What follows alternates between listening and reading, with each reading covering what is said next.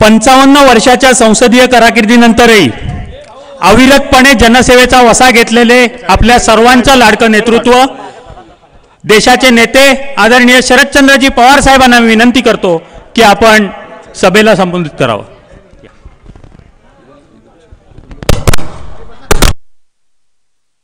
आपल्या सगळ्यांचे उमेदवार शिवतानंद गीते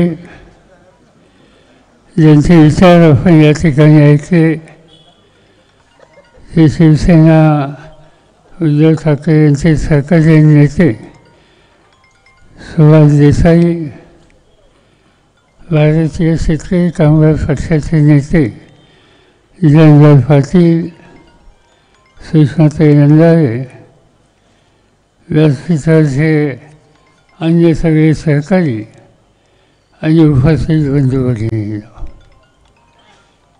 अतिशय आनंदाने आज मी या ठिकाणी आलो.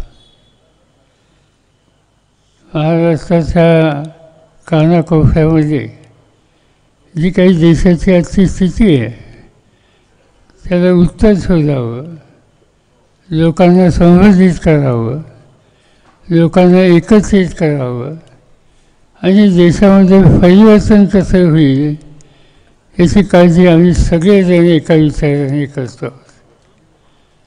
आणि त्या पार्श्वभूमीवर आज शिवछत्रपतींच्या पुण्यस्पर्शानं पावन झालेल्या या रायगड जिल्ह्यामध्ये येण्याची संधी मिळाली याचा मला मनापासूनचा आनंद आहे.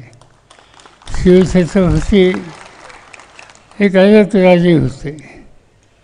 या देशाच्या इतिहासामध्ये अनेक राजे होऊन गेले, पण 350 वर्ष झाल्यानंतरसुद्धा सामान्य माणसाच्या अंतःकरणामध्ये एका राजाचं नाव ठसलेलं आहे. तो कोणता राजा हा प्रश्न विचारला तर काश्मीरपासून कन्याकुमारीपर्यंत लोकांचं उत्तर एकच येईल आणि ते म्हणजे शिवछत्रपतीचं. शिवछत्रपतींनी राज्य केलं ते एका जाती जमातीचं धर्माचं राज्य नव्हतं. त्यांचं राज्य जे होतं त्यांनी कधी असं म्हटलं नाही की हे भोसल्यांचं राज्य आहे, पण त्यांच्या राज्य करण्याच्या पद्धतीमध्ये हिंदू होते, मुस्लिम होते, दलित होते, आदिवासी होते, अनेक घटक होते. त्यामुळे त्यांच्या राज्याला भोसल्यांचं राज्य म्हणून कोणी संबोधत नव्हतं. ते राज्य होतं ते रयतेचं राज्य होतं समाजातल्या सगळ्या थराच्या लोकांचं.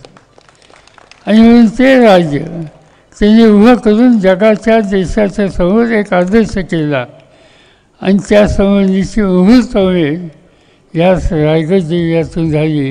आणि म्हणून रायगडचा एक उल्लेख अतिशय अभिमानाने करणारा माझ्यासारख्याला मनापासून आनंद होतो.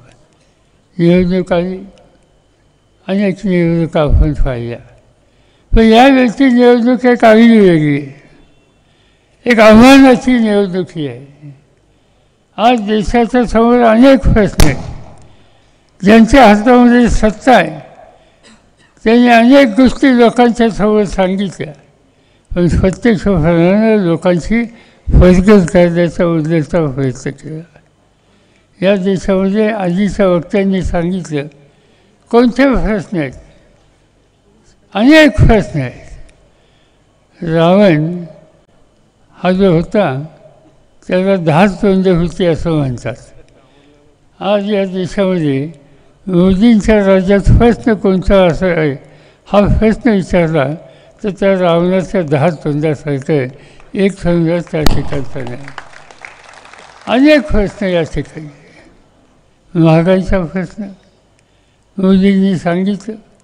सत्ता हातात घेतल्याच्या नंतर मला 6 महिन्याचा कालावधी द्या, या देशाची महागाई मी पूर्णपणानं घालवल्याशिवाय राहणार नाही. आज काय स्थिती आहे? आज पेट्रोल डिझेल याच्या किमती त्यावेळेच्या काय होत्या आणि आजच्या काय होत्या, किती वाढल्या त्या संबंधीचं मोदींनी काय काम केलं. आज गॅसची किंमत, तुमच्या घरामध्ये येणाऱ्या गॅसच्या सिलेंडरची किंमत 1 होती. मोदींच्या 10 वर्षाच्या काळामध्ये कमी होण्याच्या ऐवजी 150-200 वाढली. ज्याचा उल्लेख या ठिकाणी आधीच्या वक्त्यांनी केला की या देशाच्या तरुण पिढींना कष्ट करायचा अधिकार आहे आणि तो अधिकार त्यांना गाजवायची संधी द्यायची असेल तर रोजगार पुरवला पाहिजे. आणि आज आत्ताच देशांनी सांगितल्याप्रमाणे जगामध्ये एक मोठी संघटना आहे सगळ्या देशांची, त्याला म्हणतात ILO, इंटरनॅशनल लेबर ऑर्गनायझेशन. आणि त्या ऑर्गनायझेशनने या देशाच्या विकासाचा अभ्यास केला आणि हा निष्कर्ष काढला की या देशामध्ये एकंदर असलेल्या तरुणांच्यापैकी 86% तरुण आज नोकरीच्यासाठी वणवण हिंडत आहेत. ही बेकारीची अवस्था आहे. आणि मोदींची गॅरंटी काय, तर मोदींची गॅरंटी ही आज त्यांनी केलं काय. राज्य चालवणाऱ्या राज्यकर्त्याची जबाबदारी एक विश्वास लोकांना द्यायचा. तो कोणत्याही धर्माचा असो, तो कोणत्याही भाषेचा असो, तो कोणत्याही जातीचा असो, तो भारतीय आहे ही भावना त्याच्या मनात निर्माण करायची आणि देश एकसंध ठेवायचा. आज काय दिसतंय, कालचं त्यांचं भाषण लाज वाटावी अशा प्रकारचं भाषण आहे. या देशाचा प्रधानमंत्री ज्यांनी सगळ्यांचं नेतृत्व करायचं, सगळ्यांच्या हिताची जपणूक करायची, त्यांनी एका धर्माच्या लोकांच्या संबंधी गलिच्छ अशा प्रकारचा उल्लेख करायचा, त्यांच्या मुलाबाळांचा उल्लेख करायचा आणि काय असेल नसेल ती मिळालेली संपत्ती त्या तुम्ही एका समाजाच्या मुलांच्यासाठी खर्च करणार का, अशा प्रकारचा प्रश्न उपस्थित करायचा. याचा इतकं दुर्दैवी चित्र या देशामध्ये कधी कुणी केलेलं नव्हतं. आणि मग या पद्धतीनं त्यांचं जाणं आज देशाच्या हिताचं नाही, त्याच्यामध्ये बदल करण्याच्या बद्दलचा निकाल घेतल्याशिवाय आपल्या सगळ्यांच्या समोर पर्याय नाही आहे. लोक नेहमी सांगतात, मोदी साहेब सांगत असतात, कळत नाही अप्रत्यक्षपणानं सांगत असतात, काही समाजाच्या काही धर्माच्या लोकांच्या संबंधी एक प्रकारचा विद्वेष वाढेल या प्रकारची खबरदारी घेत असतात. हिंदू, मुस्लिम, ईसाई, बौद्ध, पारसी या सगळ्यांनी वसलेला देश हा भारत हा म्हणून ओळखला जातो. अनेक जाती जमातीचे लोक या ठिकाणी. आपण एकसंघ राहिलो तर हा देश खऱ्या अर्थानं पुढे जाणार आहे. आणि ते करायचं असेल तर देशातील लोकशाही टिकवली पाहिजे. आपण बघा, आपल्या देशाच्या आजूबाजूला अनेक देश आहेत. ज्या काळात तिथली लोकशाही संकटात आली त्यावेळी त्या देशात हुकुमशाही आली. पाकिस्तानमध्ये लोकशाही होती, पण लष्कराने राज्य हातामध्ये घेतलं, देश हातात घेतला. त्याच्यानंतरच्या काळामध्ये त्या देशात हुकुमशाही आली. ते भारतात कधी घडलं नाही. आणि त्याचं महत्त्वाचं कारण बाबासाहेब आंबेडकरांनी दिलेली घटना. आपण नेपाळमध्ये बघा, तिथं राज्य होतं, पण लष्कराने ताबा घेतला, तिथं हुकुमशाही आली. बांगलादेशमध्ये मुजीबुर रहमानचं राज्य होतं, लोकशाही होती, लष्कराने ते ताबा देशाचा घेतला, त्यावेळी तिथं हुकुमशाही आली. तेच आपण श्रीलंकेमध्ये बघितलं, लोकशाही असताना लष्कराने पुढाकार घेतला, राज्य घालवलं, तिथं हुकुमशाही आली. आज या देशामध्ये सुदैवानं लष्कर या रस्त्याला कधी जाणार नाही. या देशाच्या लष्कराचा, संरक्षण खात्याचा मी मंत्री होतो. या देशाच्या आर्मीने, नेव्हीने, एअरफोर्सने माझ्यावर काम केलेलं आहे. आणि त्यामुळे मला या सगळ्यांची मानसिकता माहिती आहे. सुदैवानं या देशाच्या लष्कराच्या मनामध्ये लोकशाहीची चौकट सोडून कुठे जावं असा कधी विचार येत नाही. आणि त्यामुळेच हा देश एकसंघ राहिलेला आहे. आणि असं असताना आज जे मोदी करत आहेत ते जे कळलं जातं त्यांच्याकडून अफ्रिकेचा एक असा मित्र देश आहे, त्याचं नाव रशिया. आणि अलीकडच्या काळामध्ये त्या रशियाच्या नेतृत्वाने ज्याचं नाव पुतीन आहे, त्यांनी सगळं देश उंचीवर एक ठेवला आणि तिथली लोकशाही, तिथली संसदीय पद्धत ही पूर्णपणानं आज उद्ध्वस्त केलेली आहे. आज या देशातल्या लोकांना, देशाबाहेरच्या लोकांनासुद्धा हिंदुस्थानची चिंता वाटते. आणि ती वाटत असताना त्यांना एकच वाटतं की मोदीच्या रूपानं या देशात पुन्हा पुतीन तयार होतो का काय, आणि तो जर झाला तर हा देश योग्य रस्त्यावर राहणार नाही. हा अखंड देश जतन करायचा असेल तर पुतीनची परंपरा या ठिकाणी आणण्याच्या संबंधी कुणी प्रयत्न करत असेल तर आपल्या सगळ्यांना एकसंघ होण्याच्या संबंधीची भूमिका घ्यावी लागेल. आज काय दिसते आपल्याला? लोकांनी निवडून दिलेली सरकार उद्ध्वस्त करताय. बघितलं तुम्ही, झारखंडसारखं राज्य, आदिवासींचं राज्य, मुख्यमंत्री आदिवासी, आणि त्या मुख्यमंत्र्यांनी मोदी साहेबांच्या विचाराच्यापेक्षा वेगळी मतं मांडली. टीका केली त्यांनी मोदींच्या काही धोरणावर. आदिवासींना न्याय मिळत नाही म्हणून त्यांनी काही आग्रही मतं मांडली. झालं काय? आज त्या राज्याचा मुख्यमंत्री तुरुंगात आहे. लोकांनी निवडून दिलेला, लोकांच्या सत्तेनं फळ घेणारा तो मुख्यमंत्री आज जेलमध्ये आहे. मला या ठिकाणी आपचे काही कार्यकर्ते दिसतात. आज काय झालं, दिल्लीमध्ये आम्ही लोक जातो.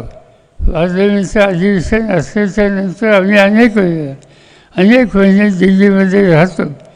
आणि आम्ही बघितलं की दिल्लीमध्ये, या दिल्लीचं राज्य केजरीवाल यांच्या हातामध्ये आलं, अरविंद केजरीवालच्या आपच्या. त्यांनी दिल्लीचा चेहरा बदलला. त्या ठिकाणी लोकांचे खर्च कसे कमी होतील याच्यासाठी बघितलं. की तिथं पाण्याची फच्ची असो, विजेचे दर असो, त्याच्यामध्ये सवलती दिल्या. तिथल्या शिक्षण पद्धतीमध्ये इतके बदल केले की शिक्षणाचा दर्जा हा सगळ्या देशात वाढवण्याच्या बाबतीत अजून केजरीवालने काम केलं. या निष्कर्षाची लोक दिल्लीचे आले. जसं त्यांनी शिक्षणाच्या बाबतीत काम केलं, तसं आरोग्याच्या संबंधीचं. तिथले दवाखाने, तिथली हॉस्पिटल ही बघण्यासारखी आहेत. चार्जेस जादा नाही आहेत. कमीत कमी किमतीमध्ये लोकांना उपचार देण्याचं काम आज त्या ठिकाणी केलं जातं. आणि तो मुख्यमंत्री उत्तम राज्य करतो म्हणून लोक खुश आहेत. 3,000 लोकांनी दिल्लीची सत्ता हातात दिली. एवढंच नव्हे तर पंजाबसारख्या राज्याची सत्ता ही त्याच्या हातामध्ये दिली. याचा अर्थ उत्तम काम करण्याची नोंद दिल्लीच्या पंजाबच्या जनतेने केलं. त्याच अरविंद केजरीवालनी मोदी साहेबांच्या धोरणाच्या संबंधी काही मतं व्यक्त केली, टीका टिप्पणी केली. आज अरविंद केजरीवाल तुरुंगामध्ये आहे. देशाच्या राजधानीच्या राज्याचा मुख्यमंत्री, जिथे जगातले नेते येतात, त्यांचं स्वागत करण्याचा अधिकार, जबाबदारी देशाच्या वतीने ज्याच्या खांद्यावर आहे, तो आज तुरुंगामध्ये. त्यांनी काय खावं, त्यांनी काय खाऊ नये या प्रकारच्या सूचना या केल्या जातात.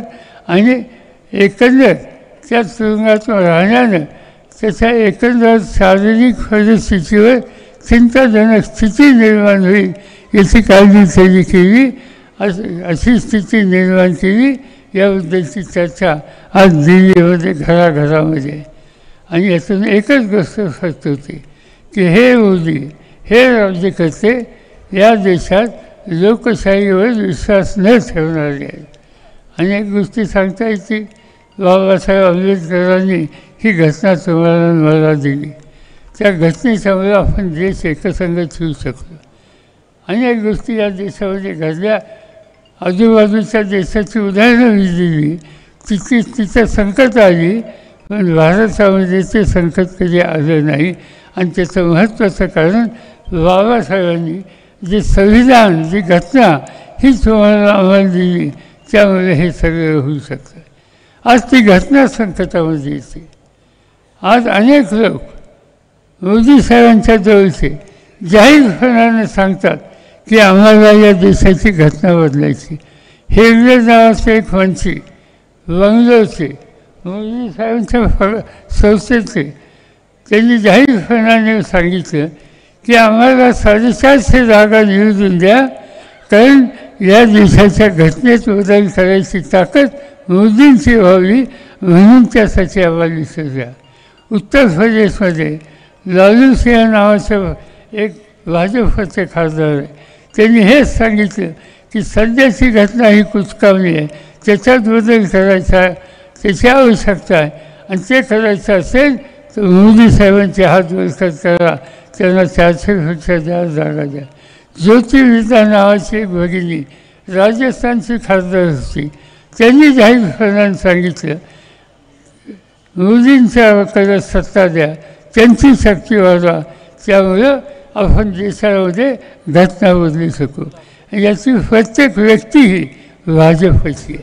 प्रत्येक व्यक्ती जे भावना मानते ती मोदींना आणखीन ताकद देण्याच्या संबंधीची मानते.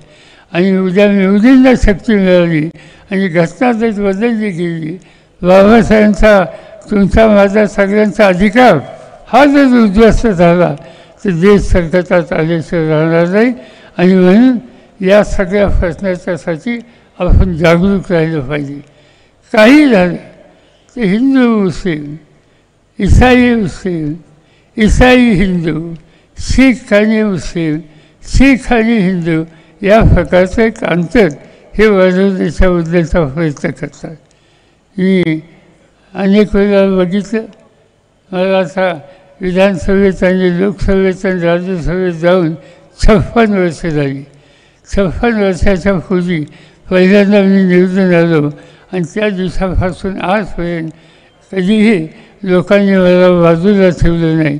सातत्यानं मला काम करायची संधी दिली आणि त्याचा परिणाम म्हणून अनेक प्रधानमंत्र्यांच्याबरोबर काम करण्याची, त्यांचं काम पद्धती बघण्याची आम्हाला लोकांना संधी मिळाली. मी जवळून बघितलं, इंदिरा गांधींना लांबून बघितलं, पण राजीव गांधी आणि आम्ही एका पार्लमेंटमध्ये होतो. नंतरच्या काळामध्ये नरसिंहराव आले, त्यांच्याबरोबर आम्ही लोकांनी काम केलं. मधल्या काळामध्ये देवेगौडा असतील, गुजराल असतील, त्या सगळ्यांच्यावर आम्ही लोकांनी काम केलं. अलीकडच्या काळामध्ये डॉक्टर मनमोहन सिंगसारख्या एका सज्जन माणसाच्या मंत्रिमंडळामध्ये काम करण्याची संधी मला मिळाली.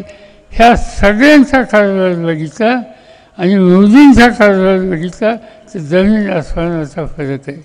मोदी कधी पार्लमेंटची पद्धतीवर विश्वास ठेवणारी व्यक्ती आहे असं वाटतच नाही. ते कधी पार्लमेंटचं गंभीरपणाने घेत नाही. आमच्या राज्यसभेचं मागचं अधिवेशन 25-30 दिवसाचं झालं. त्या 25-30 दिवसामध्ये सभागृहामध्ये मोदी एकदा आले आणि एकदा येऊन एक 15 मिनिटं बसले आणि गेले. त्यांना या संसदीय पद्धतीच्या संबंधीची आस्था आणि विश्वास हे कितपत आहे हे याच्याहून ह्या ठिकाणी दिसतं.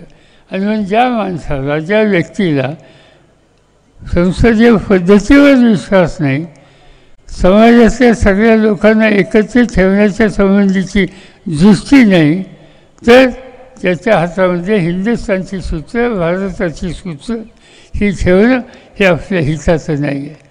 मी विरोधी पक्षाचा नेता होतो. विरोधी पक्षाचा नेता म्हणून त्या काळामध्ये अटल बिहारी वाजपेयी प्रधानमंत्री होते. गीते त्या मंत्रिमंडळात सुद्धा होते. त्या सगळ्या काळामध्ये आम्ही बघितलं विरोधी पक्षाचा नेता, प्रधानमंत्री, संरक्षण मंत्री, अर्थमंत्री, गृहमंत्री या लोकांना एकत्र बसून काही निकाल घ्यायची पद्धत असते लोकशाहीमध्ये.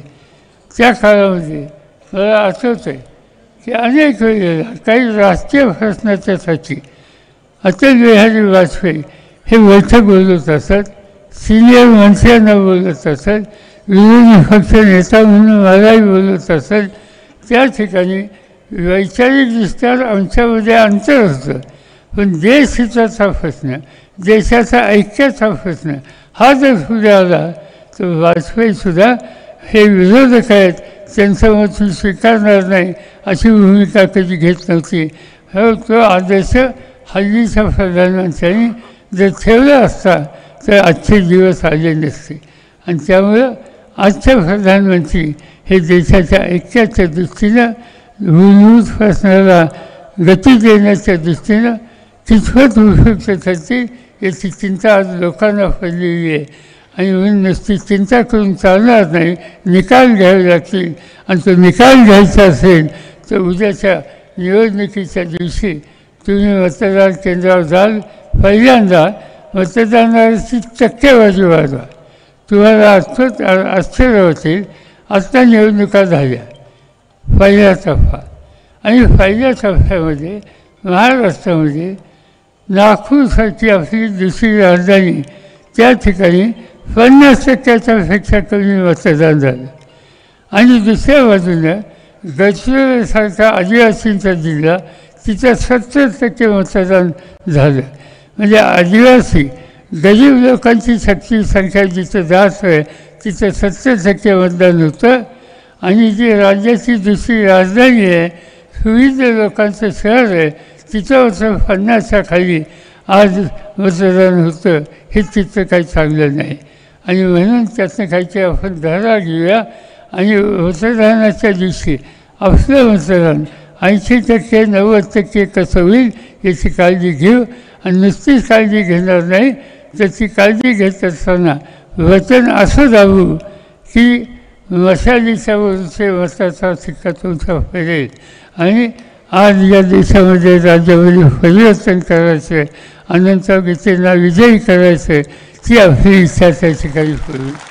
अनंतराव गीते आणि आम्ही लोकांनी पार्लमेंटमध्ये अनेक वर्ष काम केलं. मला वाटतं ते 96 सालापासून देशाच्या पार्लमेंटमध्ये होतो. आणि त्या सगळ्या काळात मीसुद्धा लोकसभा आणि राज्यसभेत होतो. आम्ही बघितलं कधी महाराष्ट्राचे प्रश्न मंत्री म्हणून त्यांच्याकडे आम्ही सोपवले, तर आम्ही कोणत्या पक्षाचे आहेत हे त्यांनी कधी बघितलं नाही. प्रश्न महाराष्ट्राचे आहेत ही भूमिका त्यांनी घेतली. त्या प्रश्नाच्या सोडवणुकीसाठी आम्हा लोकांना त्यांनी साथ दिली.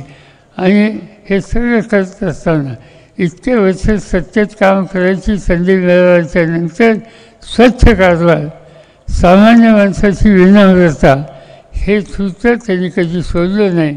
आणि म्हणून असा विचारी, धोरणे, कर्तृत्वान आणि सेवाभावी वृत्तीचा उमेदवार आज उद्धव ठाकरेंनी आणि आमच्या सगळ्या आघाडीने आज तुमच्या सगळ्यांच्या समोर दिला आहे.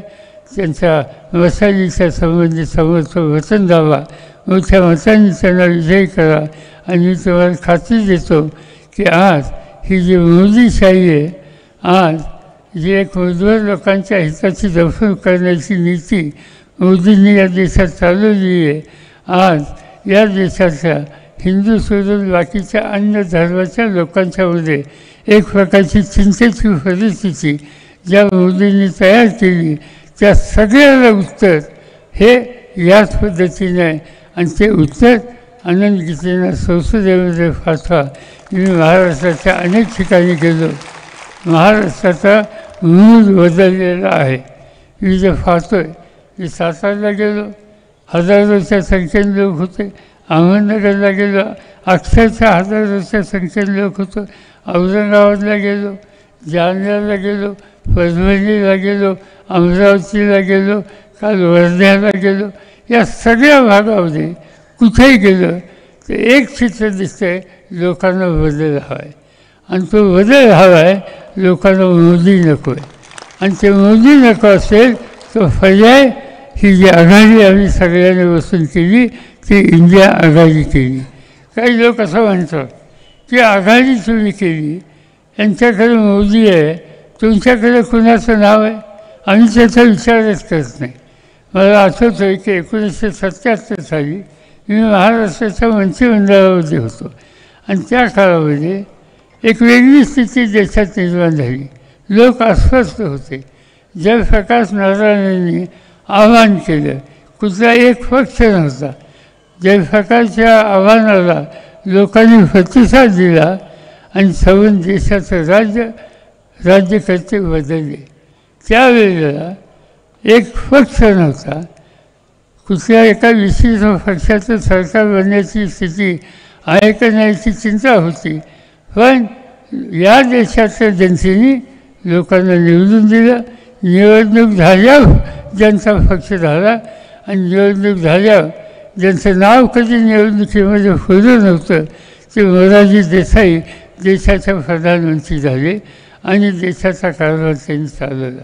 सांगायचं तात्पर्य एवढं की आज कोणी सांगत असेल तुमच्याकडे कोण आहे आणि आमच्याकडे मोदी आहे, ठीक आहे तुमच्याकडे मोदी आहे, आमच्याकडं या देशाची कोट्यावधी जनता आहे, त्या जनतेच्या साथीच्या जोरावर या देशात परिवर्तन करण्याची आज जी आवश्यकता आहे ती आम्ही पूर्ण चालवून नेल्याशिवाय स्वस्त बसणार नाही. एवढीच भूमिका आम्हाला सगळ्यांची आहे. त्याला तुम्ही साथ द्या. मी खात्री देतो की तुमचा हा निर्णय उपयुक्त झाल्याशिवाय राहणार नाही. विरोधी पक्षाच्या वतीनं कोण उभं आहे याचं मी काही सांगण्याची आवश्यकता नाही. ज्यांना सर्व दृष्टीनं जे काही त्यांच्यासाठी करता येईल ते करण्याचा प्रयत्न अखंडपणाने केला. 2-3 फेऱ्या मी ओळखत होतो. त्यांचे वडील जिल्हा परिषदेचे शेती खात्याचे सभापती होते इथं आणि मला आठवतं आहे की त्यावेळेला इथल्या भाताच्या पिकावर खोलकिरा नावाचा रोग आला. त्या खोलकिऱ्यातून लोकांना वाचवायचं, इथली शेती वाचवायची म्हणून मी स्वतः त्यांच्यावर गावोगाव हिंडलेलो होतो.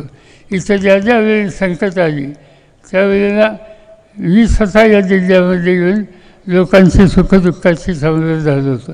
महाराष्ट्र संकट आलं त्यावेळी मी या जिल्ह्यात आलो. आणखीन एक म्हणजे गावाचं नाव विसरलो. तिथं महापूर आलेला होता खोपोलीपासून जांभूळफळा. तर जांभूळफळा 89 जांभूळफळा. तर जांभूळफळ्यालासुद्धा त्यावेळेला मी आलो आणि अक्षरशः चिखलामध्ये चालून स्थिती बघितली आणि नंतर तिथल्या लोकांना स्वतंत्र घरं बांधून जे काही त्यांचं पुनर्वसन करता येईल ते करण्याच्या उद्देशाचं काम त्या ठिकाणी केलं. आणि त्या सगळ्या कामाला या जिल्ह्याच्या सहकार्याने नेत्यांनी अंतःकरणापासून सहकार्य दिलं. अनेक लोकांना मी जवळून पाहिलं. वाजेकर शेठ नावाचे जिल्हा परिषदेचे अध्यक्ष होते. त्यानंतरचे जिल्हा परिषदेचे अध्यक्ष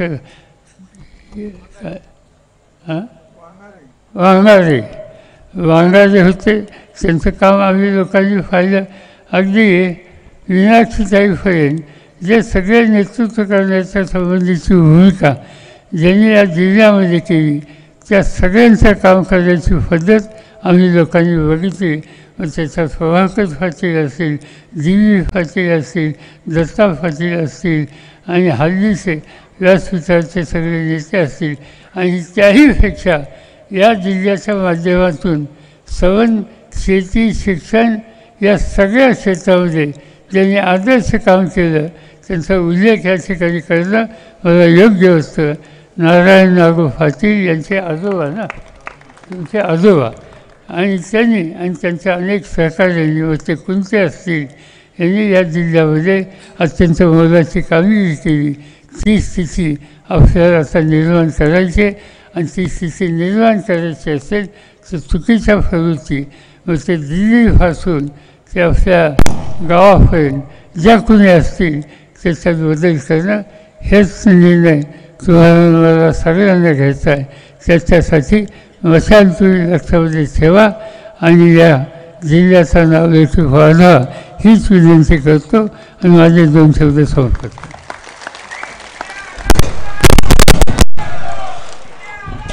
सर्वांनी राष्ट्रगीतासाठी थांबायचं आहे, आपल्या जागेवर उभं राहायचं आहे. मी संजय मानाजी कदम, अनिल नवगणे, स्नेहल जगताप, हनुमान जगताप, रमेश मोरे, असलम राऊत, प्रवीण भाऊ ठाकूर आणि दानिश लांबे यांना विनंती करतो त्यांनी शरदचंद्र पवार साहेबांचा सत्कार या ठिकाणी करायचा आहे.